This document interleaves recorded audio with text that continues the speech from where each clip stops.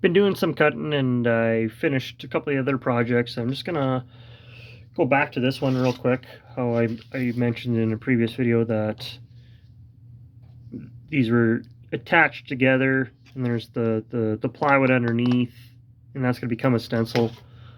And you can see the plywood still attached to the top layer. I have this double-sided tape kind of stuff, and that's how I attach them. So you can see here I'm just kind of like slowly prying it off.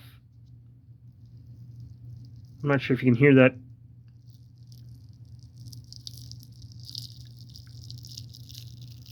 There we go. So just peel it off, and you can see there's some residue, and it just rolls onto itself really easy.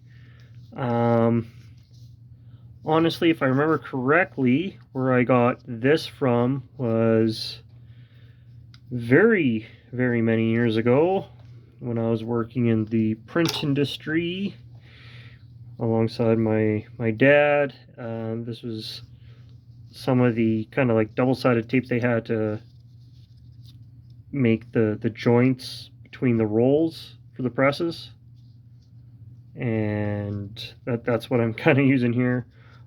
I've used other double-sided tape like carpet tape before, and it works very well. It's a bit harder to clean up, and also with that carpet tape stuff, a lot of times it has like reinforcing fibers in it, and sometimes those peel off on their own and then leave the residue. But yeah, so this is just kind of, I understand this is probably something that's, once again, not necessarily available to everyone. And honestly, once I run out of this, I don't know what my alternative will be. It'll probably be kind of carpet tape kind of stuff, and then just deal with, as I just mentioned, the fibers. But you can see here, like, oh, sorry, I didn't realize I was in on camera. Yeah, I just literally just using my thumb and just rolled it away, and I got some. I mean, it's hard to show because obviously my thumb's in the way all the time, but I'm just kind of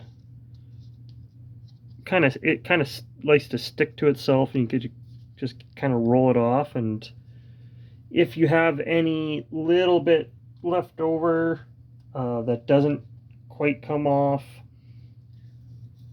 they'll come off with sanding, because I'll sand all these after. Not this one. This is now my template or stencil or whatever you want to call it. So now I have this, and if I have some scrap pieces, and I mean, not this particular one, but like, for example, it fits on there actually really nice.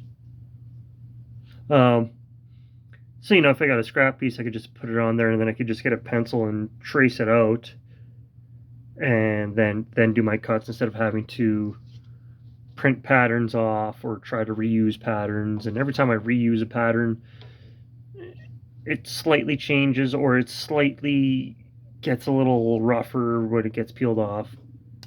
This is kind of like a, well, hopefully like a one and done kind of thing.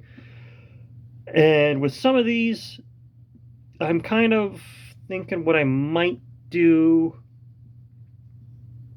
Like, for example, on this particular one, if I do another one of these, I might just do the antlers and not do any of the body details, and then I'll do a magnet, and then it could be just a big moose magnet. Whereas right now, with those other details, I don't know if the magnets I have will fit in there. I'll play with it. But yeah,